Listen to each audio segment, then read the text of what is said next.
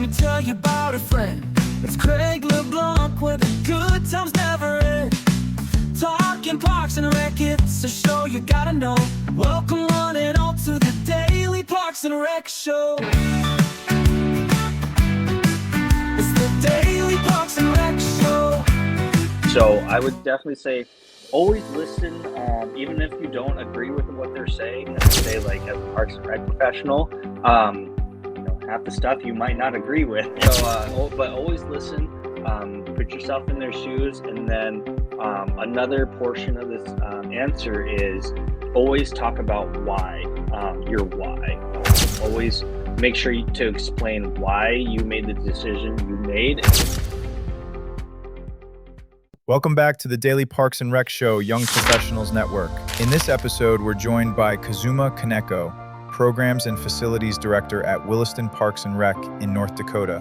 From college baseball and sports management to overseeing facilities, programs, and community impact, Kazuma shares how saying yes to opportunity and staying open-minded led him across states and into leadership. If you're just starting out, exploring your path, or looking for real-world perspective, this episode is for you.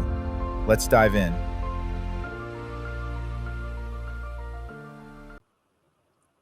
All right, we're live. Hello, everybody. Welcome back to the Young Professionals Network. I'm your host, Mike Morrow, and today I'm going to be joined by DPRS Media Network founder, Craig, and also our guest, Kazuma. And today we are going to be just breaking down Kazuma's role in Parks and Rec. So Kazuma, why don't you tell us a little bit about yourself, right? Where you're at, your role, and kind of how you got into it. Yeah. So first, thank you so much for having me on the show. I'll kind of start off. As of right now, I am the Programs and Facilities Director at Williston Parks and Rec in North Dakota. Funny thing, I'll kind of talk about how I got here, but I went to college in Gonzaga University in Washington, and then I interned for Williston Parks and Rec for a summer, and then they offered me a full-time job in 2017 as a recreation coordinator. I ended up leaving Williston Parks and Rec in 2021 to move to Colorado and work at South Suburban Parks and Rec as an athletic coordinator. And then in 2023, I came back to Williston as the Programs and Facilities Director. So definitely some bouncing around, but I think what really kicked it off was that internship with Parks and Rec. So that's kind of how I got to where I am. And as of right now, my role right now, I oversee 6 different department managers, and I'm kind of like the operations quality control right now. And I guess I'm kind of a utility guy as well, just a little bit of everything. Awesome. Well, we're really happy to have you on. Before we get going here, we're going to run 2 promotional videos and advertisements, and then we'll get into it even more. On the Daily Parks and Rec Show, we bring you the real stories of tomorrow's professionals, people shaping the future, one idea at a time. Meet the very first DPRS interns to officially host their own segment, Aidan Tierney and Michael Morrow. With curiosity, passion, and a fresh perspective, they're stepping into the spotlight to lead meaningful conversations with today's rising leaders. The Young Professionals Network takes you inside the journeys, challenges, and major wins of young individuals making their mark across industries. From first jobs to bold ventures, every story fuels growth, ambition, and innovation. Each episode brings real conversations, fresh perspectives, and impactful insights created to motivate the next generation of professionals. Whether you're just starting out, exploring new paths, or figuring out your next move. Tune in to the Young Professionals Network every Thursday at 5 p.m. only on the Daily Parks and Rec Show. Don't miss it, because your next big idea might be one story away. Welcome to DPRS Media Co., the first media company built for the people behind the Parks and Rec community. We don't just cover on Parks and Rec, we elevate it, we amplify it, we honor it. At the heart of everything we do is one mission: to serve the public servants. the professionals who design, maintain, and lead the parks that shape our communities. Under the Daily Parks and Rec Show, we produce 6 powerful platforms. Leadership in Parks and Rec, a spotlight on directors, superintendents, and visionaries shaping the future of public spaces. Facility maintenance, where the boots hit the ground, a deep dive into the systems, crews, and craftsmanship that keep our parks clean, safe, and beautiful. Young Professionals Network, shining a light on the next generation of Parks and Rec. Students, interns, and mentors sharing how we build a legacy together. Youth Sports Mastery, sponsored by National Academy of Athletics. This series is for coaches, parents, and rec leaders working to make youth sports fun, fair, and meaningful again. The Rec Room, hosted by the passionate leaders of Henry County Parks and Rec. This show brings frontline energy and real-life stories from the field. And the weekly Parks and Rec Post, our official newsletter delivering stories, insights, and community wins every week. We are DPRS Media Co. LLC, a media company with a mission to uplift the professionals who serve every community, every park, every day. Awesome. So, Kazuma, prior to going live, we talked a little bit about how you got to play college baseball, correct? Yeah, just a tad bit. Yeah. Now, I just had this question come to my mind while I was thinking about it. Like, did that have any pull in you taking that internship? Because from my experience, that was part of the reason that I was able to come into this space in the Daily Parks and Rec. It was because I played baseball my entire life and was at parks all the time growing up, and it kind of gave me a little bit of insight into it already. So I'm First of all, I don't know how you guys hit the ball, because when I was in grade school, the ball disappeared as soon as it left the pitcher's hand. I couldn't hit the ball to save my life. Oh man, that's why I play I'll adult figure that softball now. The softball Right. is just way much bigger now. So, Yeah. Yeah. But yeah, that's a great question. I mean, I think playing baseball definitely helped me kind of land that internship for me. Funny enough, when I was applying for internships, it was kind of like checking the box for college, to graduate. But I kind of got to it by it was called the Babe Ruth World Series for baseball, and I was like, that's a pretty cool internship. Just kind of being around all these different baseball teams, and I actually applied for it, and they contacted me back, and I'm pretty sure the job, like the actual the job itself, it didn't really say anything about Parks and Rec. But when I got the call about it, I found out that it was ran through Parks and Rec. So I was like, that's pretty cool. Like when I'm looking at it now, when you're asking if, baseball really helped me, I was like, that was the reason why I applied for that internship, because it was baseball related. Right. But it was just ran through Parks and Rec, and it was just kind of a coincidence in that aspect. But yeah, it definitely helped me. Yeah, it's funny how that works, right? All right. Staying on the college theme, I was just wondering, what did you study in college? Like, what was your major? Did you have any minors? Yeah, so prior to going to Gonzaga, I went to Fresno City College for 2 years. Just kind of did my it was like a business degree, but it was more of like general education. And when I went to Gonzaga, I majored in sports management. And then once I actually went full time for the first year in Williston, I ended up getting my master's in sports administration through Northwestern, just an online program there. Nice. So do you think that kind of played a role into ending up in Parks and Rec too, because of the sports side of it? Yeah, I would say so. The funny thing is, like when I was growing up, I didn't. I actually grew up in San Francisco, and I didn't know too much about Parks and Rec, and Parks and Rec kind of just landed in my lap. When I was studying all this, at first I kind of wanted to be like a sports agent. I thought that was really cool.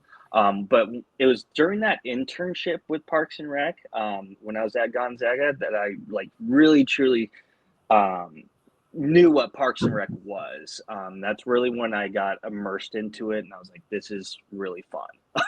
I would rather much this than be like a sports agent, Yeah, So definitely. Now, do you think that there's any values or anything that you learned from that internship that really stuck with you throughout into your career now? yeah, I think for my internship, it was. I mean, it's Williston, North Dakota. Not a whole ton of people live here. That internship was definitely something that was so culturally different for me that one of the biggest things that I kind of learned was all the community engagement within the community. Like during these programs and stuff. And I think that's extremely valuable as like a Parks and Rec professional is having those relationships with people in your community, know what their needs are, kind of cater to what they want to do. I think those relationships and being able to make those connections were a huge value, for me right now too. So Right. that definitely helps. Yeah. I mean, just curious, how big is Parks and Rec in North Dakota? Like when I think of North Dakota, I think of kind of like a state with a lot of forest and stuff like that. Is that kind of how it is, or is it North North Dakota is definitely like oil country. yeah. Whenever I go home, and I just meet a bunch of people, they're just like, so like, do you work in the oil field type of situation? But I usually just say, hey, no, I work for Parks and Rec. And when you ask like how big Parks and Rec is, it's pretty big in North Dakota. And I know every state kind of has their state conferences and stuff like that. But I would say Parks and Rec is pretty big in North Dakota. A lot of people are invested in Parks and Rec, more than I would say some of the bigger cities, just because there's so many things to do. So like a town like Williston, Parks and Rec's really your go-to place for activities. So your community is way more engaged with it, at least in my perspective there. Right. Exactly. Now you said that you did a little bit of athletic directing. Was that correct? No, I never did really a whole ton of athletic directing. I was an athletic coordinator. That's what you right. Yeah, so that was like one of my first roles was being a recreation coordinator, coordinating a bunch of programs for youth and adult.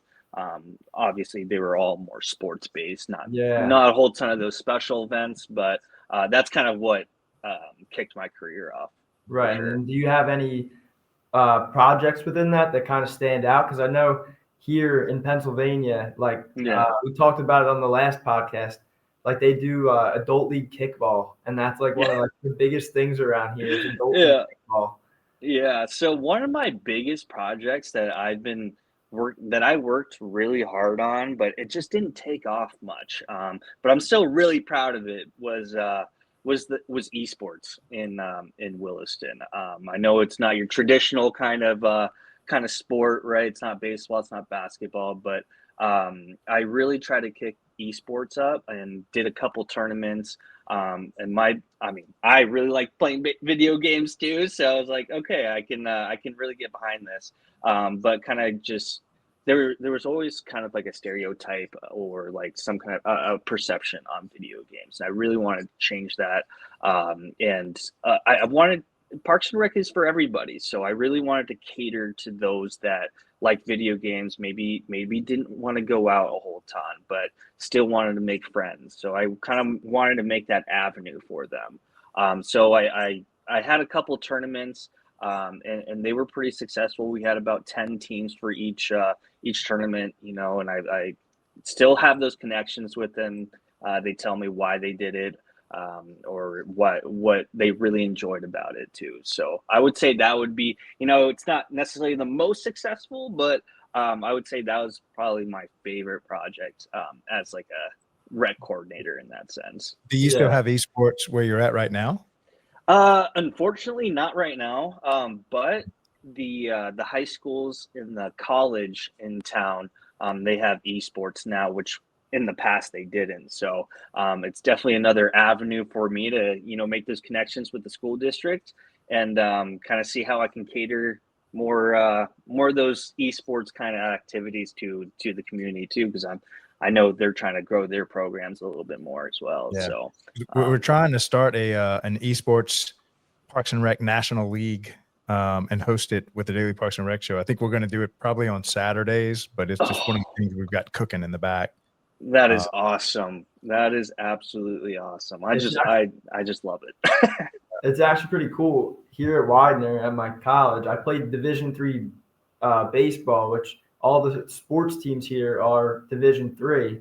But like when I first got here my freshman year, they started an esports team, and that's Division I. So they can actually get their tuition because it's a Division I sport. Right. So you can actually get scholarships to come play here, and I thought that was pretty cool. But yeah, that's awesome. That's super cool. That is super cool. Yeah. So then staying on kind of like the young professionals, I never really got to learn about it in college, right? It wasn't something that I really was ever taught about. Like I would have no idea going into it. So what do you think young professionals misunderstand about working in Parks and Rec? I think, I was kind of the same way as you. I didn't learn a whole ton about Parks and Rec. The things I knew about Parks and Rec was through the TV show. But I think when I thought about Parks and Rec, I always thought about programs. I always thought about the sports, but I never really thought about, I guess the facilities and like the different departments that Parks and Rec has too. That always just never crossed my mind. I was like, oh, this is a rec center, but I never thought about who owned it, and after coming to Parks and Rec, I'm like, there's so much more to Parks and Rec than just programs. And I think another thing that young professionals also misunderstand about Parks and Rec is that not every Parks and Rec is under the city as well. There's special districts. Us, Williston Parks and Rec, is also a special district. We're not under the city or the county. We're kind of our own entity. A lot of Parks and Recs are they're funded by like property tax, whereas we're funded by sales tax. And I think there's just so many different ways Parks and Recs are set up. I hear it in interviews all the time when we're interviewing for a position. They obviously wouldn't know, but they always say, hey, like the city of Williston Parks and Rec. It's like, okay, no, we're actually a different entity than the city or the county. So I think that's a common misconception too, is that there's not just one way that Parks and Recs are set up. Right. I just gotta say, every guest that we've had on has brought up the Parks and Rec show, and I have not seen it. So I think that might be one of my goals over Christmas break is to watch that. Yeah. Understand what it is. But just going off of that, like, do you have any advice that could maybe shift their mindset, like young professional that really like just sticking with it maybe, or just giving it a try and then giving it your thought? You know what I mean? Yeah. It's one of those things where like it's just the experience is gonna teach you a lot more about Parks and Rec. Like I said, I didn't know anything about Parks and Rec, but when I took that internship, I was from San Francisco, Washington, Pacific Northwest. I saw that it's in Williston, North Dakota, and I'm like, I feel like most people would be like, I'm not going to go over there, but just being the guy that I am, I was like, let's reach out. Let's kind of like experience new places. Be open-minded to everything, So I think, I think it's just being open-minded and just absorbing everything that's around you when you're in these Parks and Rec internships, or if it's like an entry-level job that you are in Parks and Rec. It's just being super open-minded, not thinking that one way is the only way. I think that's one of the biggest things, and asking a lot more questions. Because if I didn't ask questions when I first started, I wouldn't know that we were run off sales tax. Right. I'm pretty sure, I'm pretty sure half the town wouldn't know that it's run off sales tax. So I think, keeping an open mind and asking a lot of questions and listening and absorbing everything that's around you is what's really gonna be very beneficial in like being in that Parks and Rec sense for sure. Yeah, definitely. Craig, I'm just curious. Has DPRS worked with North Dakota? I know that there's bunch of states already that you guys have worked with. I'm just wondering. He might be the first one that we've ever talked to from North Dakota. Well, I hope our- I'm a good representation of it. yeah, absolutely. I was actually curious to see how the facilities differ, because y'all have obviously a lot different weather than the rest of the country. You have a lot more indoor facilities, or maybe even hockey or ice rinks or indoor pools or anything like that. Absolutely. So our rec center that was built in 2014, um, it's so it is a weight room. We got 4 indoor basketball courts, 4 indoor tennis courts. We have indoor water park in here as well. So definitely a lot more indoor facilities. What's really funny is that a few years ago we got a huge push to get an outdoor water park opened up, because it gets pretty hot in the summer. So that we actually just opened an outdoor water park last year, and we also have our old rec center. We have an ice sheet in there as well. But in about 2 years, we'll also be opening up a new ice facility, just because our ice program, our hockey program, and figure skating programs here are just absolutely booming. So, we're going to need a little bit more than a couple ice sheets. So, funny enough, I was just in a big meeting today about like designing this ice facility. So it's definitely a lot more indoors, but it gets hot in the summer, so we have an outdoor pool as well. Yeah. So is that like a challenge then, you think? Like having to, like, is the maintenance a challenge then because of the weather on the outdoor facilities? 100%. I mean, I think when we're talking about maintenance, it's the snow. We got guys coming in here 1, 2 a.m. to shovel all the snow and get those plows out too, in our parking lots. So when we're talking about a maintenance sense, I think the winters are always tough.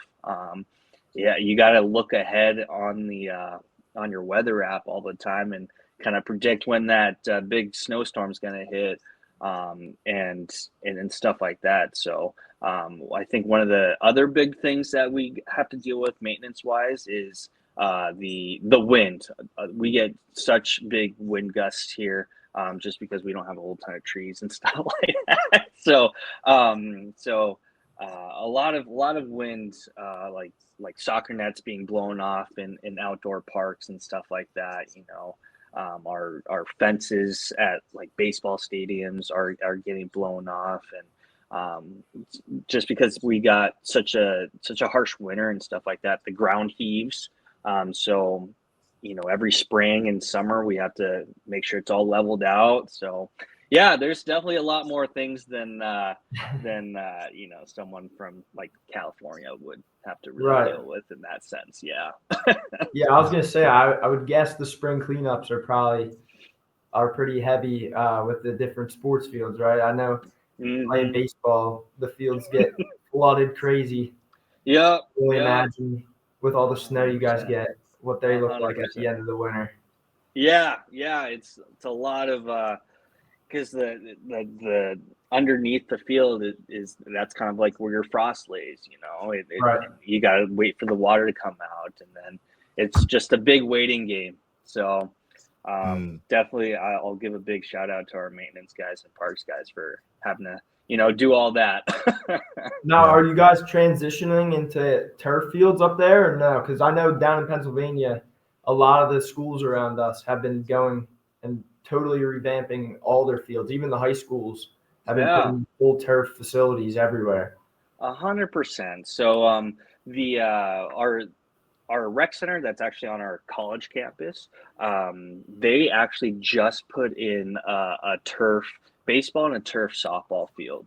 And prior to that, really the only turf space we had was in our rec center that was maybe 90 yards. So it wasn't big enough for the community. So having these two baseball and softball fields being turfed was absolutely huge. Like when we have like high school baseball starting, they wouldn't be able to go onto the fields until like April, May. Whereas, you just got to shovel a little bit of snow on these turf fields and you're right there, So it's definitely one of those things where turf has been just a priority for us. And I know I mentioned our ice facility being constructed and we're doing designs. We're going to have an old airport hangar we have. We're actually using that to just lay a bunch of turf down and using that as a turf facility. So definitely something that has been a huge need for a community, and you can even see it on our master plan that turf has been just something that we needed really bad. So definitely going to the turf. Yeah, for real. Do you guys do the maintenance for that too? Is that like a whole new kind of industry that you guys have to bring in to understand how to do the turf maintenance and stuff? Yeah, so turf. So we ended up doing a lot of turf maintenance in our indoor turf at our rec center. We had to drag it. We gotta, make sure all the rubber pellets are down, and you gotta do that weekly, if not monthly. But when it comes to the outdoor, like the baseball and softball fields, the college ends up taking care of that. So I'm going to guess, once we get our ice and turf facility built, we're probably going to be asking a lot of questions to those guys. So, Right. but yeah, no, been doing a lot of maintenance on our indoor rec center turf right now too. So, but I'm sure we're going to learn a lot from having a bigger turf facility in the next couple of years. Right. Mm. Yeah, definitely. I mean, getting back to the young professionals now. You went a little off topic there with the turf and everything, but I was just going to ask, what do you think the biggest challenges right now are in Parks and Rec that maybe get overlooked by the public, but you guys handle them behind the scenes? Yeah. So, I don't think, I think anyone you ask in the Parks and Rec world will always say staffing is always an issue. Obviously, that's something the public usually understands. Sometimes they don't during like a soccer game that's when it's really close, they'll still yell at the officials. But I think something that is a huge challenge is actually, I would say, community education. Kind of educating the community on what's going on. We just had a huge vote on our sales tax, so we always have to go out for a vote to extend our sales tax, saying that 1% of your sales tax is going to go to Parks and Rec to fund us. And when we put that ballot language out or talk about that in media, a lot of people won't know all the facts of it, and then they'll kind of interpret that into saying, oh, hey, my taxes are going up, so I'm not going to vote for that, or why don't they go to property tax or something like that.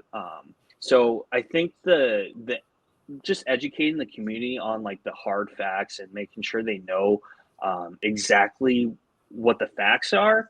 I think that is actually one of the biggest challenges. I mean, a lot of people are going to find things out from word of mouth, and at that point it's just a telephone game.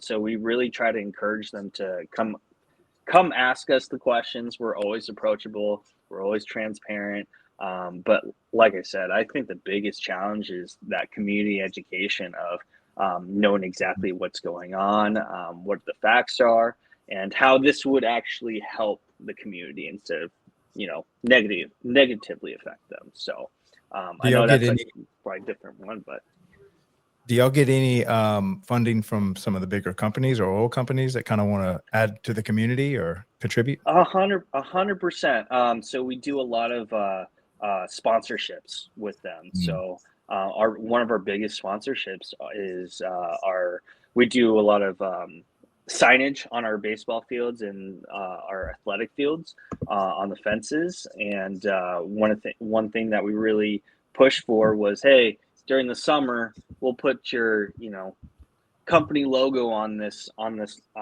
like this mesh, I guess, sign, and hang it on our baseball field for X amount of dollars. So we've really been pushing that to the oil field companies, and they've been awesome to us. on that. They love doing that. They also sponsor like our in-house baseball t-shirt team. So like each team gets a t-shirt and it just has their company logo on it. So it's always been like those sponsorship type deals, and I'm sure in the next couple of years we're really going to be looking at like naming rights for our facilities that are popping up, and I think that's going to be a good chunk of money that we're going to be able to get. So I think we definitely leverage the oil field companies and the big supporters of Parks and Rec in those kinds of ways too. So we definitely try to reach out to them. Would you say the oil field is the biggest supporter, or do you have other companies that get the same stuff kind of done? I would say our biggest supporter actually is the American Legion. So they own like all the gaming in our community, and they every year they send us a check for like $75K, and they're like, use this for your programs, and on top of that they'll sponsor a tournament and stuff, so I think the American Legion is probably the biggest supporter in like monetary value sense for us, and I'm just so glad to have a partnership with them because they love Parks and Rec, and I just want to make sure we got that relationship with them, and they've been awesome to us. So I would say the American Legion is definitely the biggest supporter for us in that monetary sense for sure. Right. Craig, do you have anything before we go to break here for a minute? I do have a question coming up. One of the traditions we have, you can be thinking about it during the break, is a previous guest will leave you a question. Have you seen the show Parks and Rec before? Yeah, a little bit. My wife's a huge Parks and Rec watcher, so I watch bits and pieces of it. All right. Well, we have a question for you. You can be thinking about your answer. But and this comes from Tracy. Let's see. No, this comes from Curtis. Curtis Coates over in Perry, Georgia. What would be your pilot episode for Parks and Rec that's of real life? Something that you've encountered, so something comical maybe that people wouldn't believe the stuff that you go through in Parks and Rec. What would be your pilot episode? So you can be thinking about that during the break. Gotcha. Too many. I told him I wasn't going to put him on the spot here, and here it is. There it is. All good. All right, we're going to go. Sorry, keep going. Yeah, I was going to say, then you need to think of a question that we can leave for our next guest.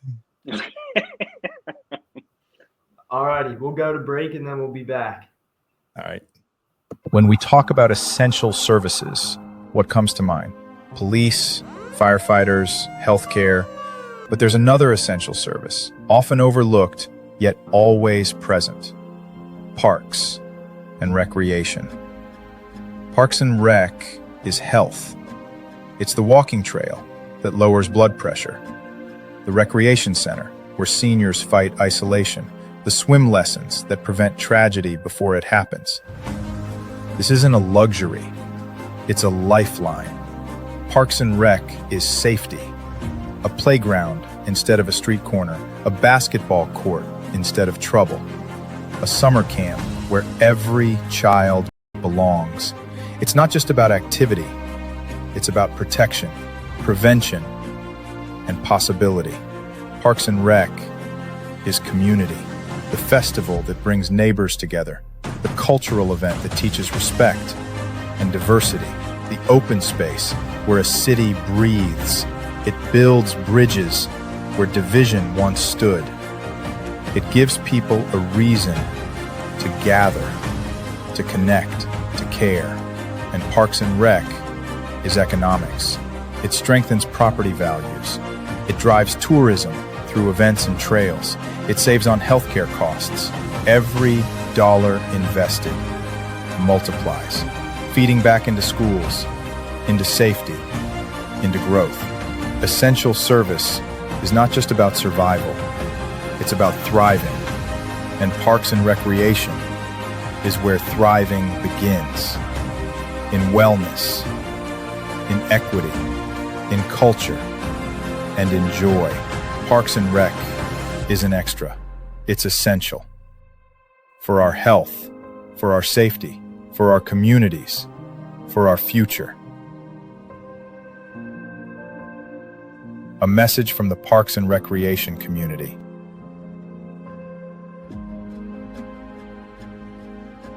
Behind every thriving park, every safe playground, every event-ready field, there's a team working before sunrise and long after sunset.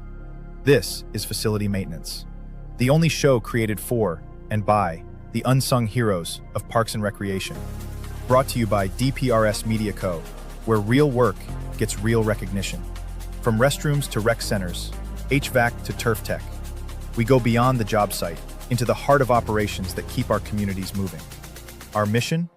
To elevate maintenance teams through stories, solutions, and shared experience. Our vision? A world where every facility crew is seen, valued, and fully supported. Each episode features operators, innovators, and leaders, sharing tools, tech, and tactics that make the impossible look easy. Facility maintenance isn't just a job, it's purpose, it's passion, and now it's a show. Facility Maintenance, where tools meet purpose, where work becomes legacy. I always like playing that essential services one because I never personally thought of Parks and Rec in that way until I started doing this podcast and being an intern here, and it really did like open up my eyes that like the Parks and Rec systems are so big in communities, and like it kind of gets overlooked, and I would have overlooked it forever probably if I didn't have the opportunity to do this. But just did you get a chance to watch that while we were at break? Yeah, the one that just played. Yeah. Yeah. That's one of my favorite ones. But Craig, I think we gained a viewer or two while we were in break. Did you want to re-ask that question for them that you asked right before we went to break? Yeah, sure. If you had to pick from a real life experience, what would be your first Parks and Rec episode for the comedy series? Because it seems like every Parks and Rec person I talk to has this you can't make this stuff up experience. Yeah. Parks and Rec. Yeah. I mean, I know about 1,000 things have come across that I've had to deal with, but I think it's a certain moment that I would really talk about in this episode. And it's like one of those things where as a young professional, you don't know all the lingo in the business world at all. I'm still trying to figure that out in all these like construction meetings and stuff like that. But when it was my first year as a recreation coordinator, and I was in charge of our baseball committee, and I had to make the agendas and everything like that. And the executive director comes to me and he goes, "Yeah, you're gonna have to take minutes for this meeting." I go, "Okay, cool." And then I take about 5 minutes, and there's just complete silence. And I'm like, "Man, I don't really know what minutes is. I really don't." And then I'm just like, you know what? I'm just gonna ask this question. So like, do I bring a stopwatch or something? Like, and that was like, I still get made fun of for that. And I was like, guys, I'm so sorry. I was like 20 years old. I didn't know what minutes meant. So I would, it's not necessarily like something that I had to deal with, but I think that was like one of the funniest things that, that I still get grief about, and it just never goes away. Maybe you can explain what minutes is to some Parks and Rec person that's currently listening, so they don't have to go through that same experience. Yeah. So minutes at a meeting are pretty much just notes on what people talked about, general things that any decisions that were made, you jot them down, and then you send it off after the meeting to everybody that was at that meeting. So that's what you got to do. It's note taking. I thought I was just gonna bring a stopwatch and see how long the meeting was gonna take. So yeah, love it. That's awesome. I didn't know what minutes meant when you said it at first, and I'm glad you explained it there. Yes. And then I think the second part of that was, Craig, yes, do you have a question for the next guest, correct? Yeah. Yeah, no, this was a tough one, but I think for the next guess, I would say like looking back, what is one lesson that you wish you learned earlier in your career as like a park and rec professional that would help you now? I Mm. guess. Awesome. Yeah, not as fun as like the question I got, but Yeah, Yeah. we had one question like was if you were a piece of playground equipment, what would it be and why? We've had some fun ones. We've had some serious ones. yeah. Oh yeah, yeah. I Yeah. was like, wow, wow. I'm just yeah. I need to calm it down to the professionalism here. So I know in school, I get told all the time as a young professional, like networking is something that's so big within any industry. Do you find that to be the case within Parks and Rec too? 100%. When so it's kind of what we're talking about, like how big Parks and Rec was in North Dakota. I think when we go to these state conferences, we try to network with everybody in the state as much as we can, just because we take other people's ideas and see how it can help our park district. So without that networking, you just can't do that.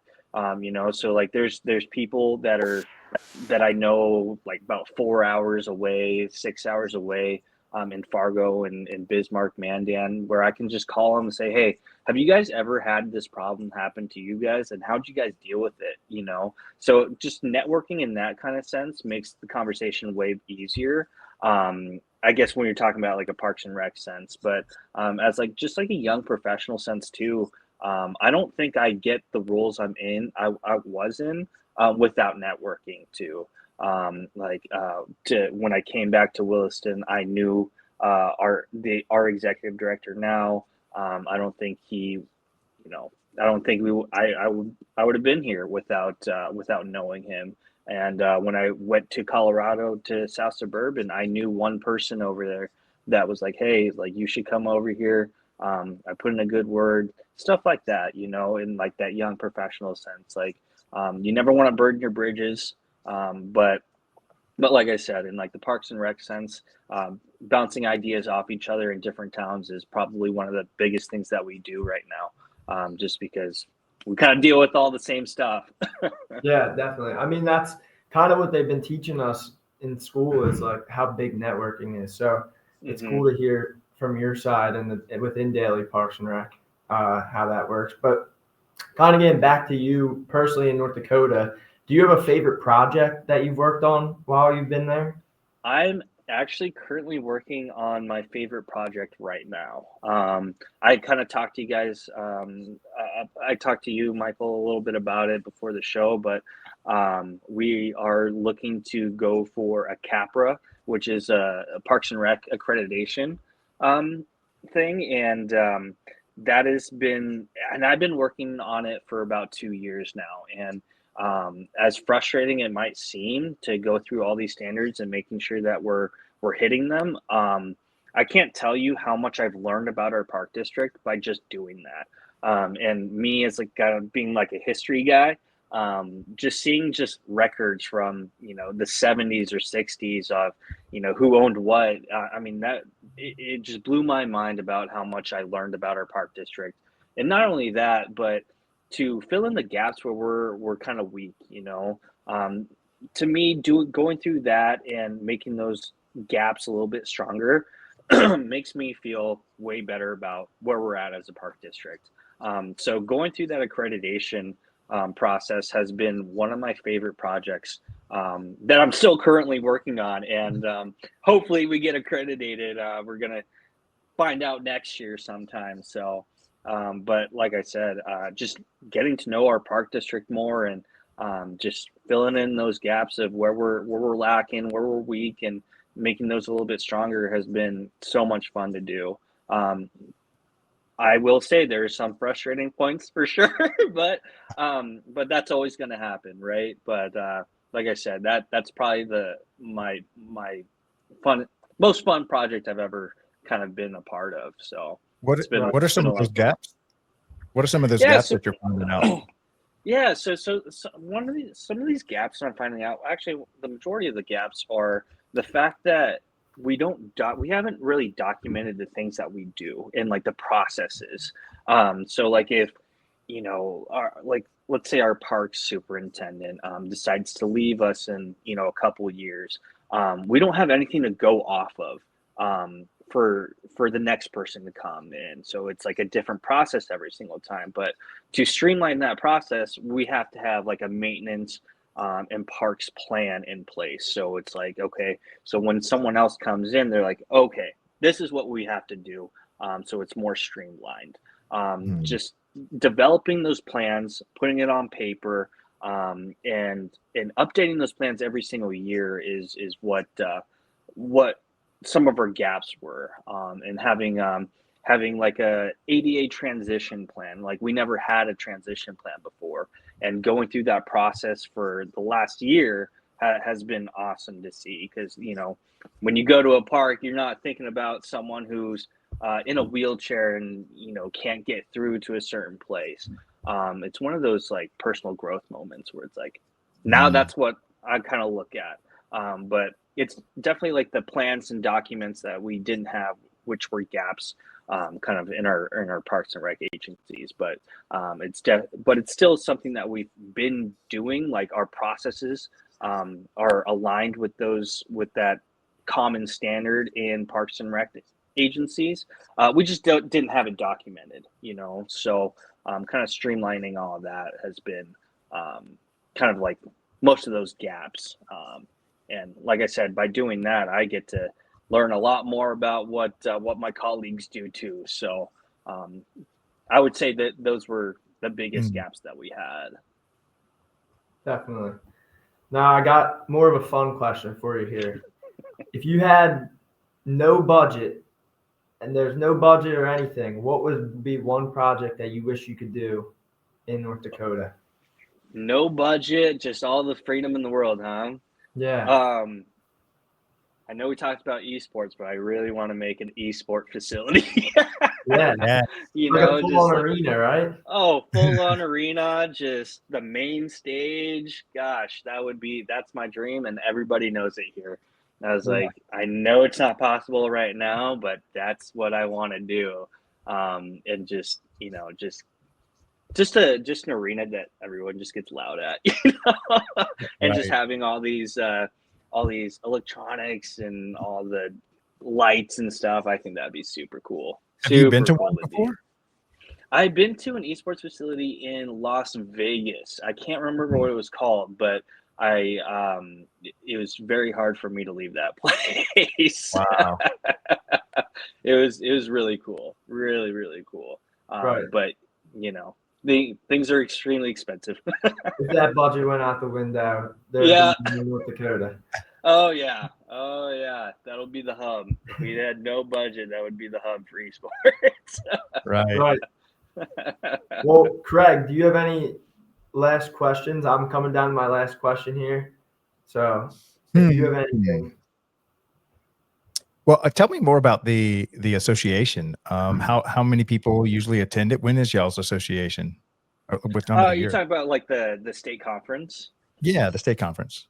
Yeah, so the state conference, oh man, I would say there's maybe 150 to 200 people, depending on how many people they bring from their agency. But and even like these small towns, they always bring about 2 or 3. And every year it goes east and west on who hosts it. So I believe last year it was in Fargo, which was a very east part of the state, and now it'll come back to the west side of the state. I think it's in Dickinson, North Dakota, this year. But yeah, no, it's a great conference. They usually have like a main speaker talking about leadership, and then we also have they always do roundtable discussions depending on like your department. So they'll do like a maintenance roundtable, a programming roundtable, an admin, executive directors roundtable, and they have like an agenda full of questions to kind of go over that would help everyone in the state kind of decide on what they do. And kind of share what they do as well. So it's a lot of, like I said, it's a lot of networking and bouncing ideas off each other, and just that professional development in there as well. So I look forward to that every single year. Yeah, good deal. Now, Craig, would that be something we'd be able to get DPRS to, or?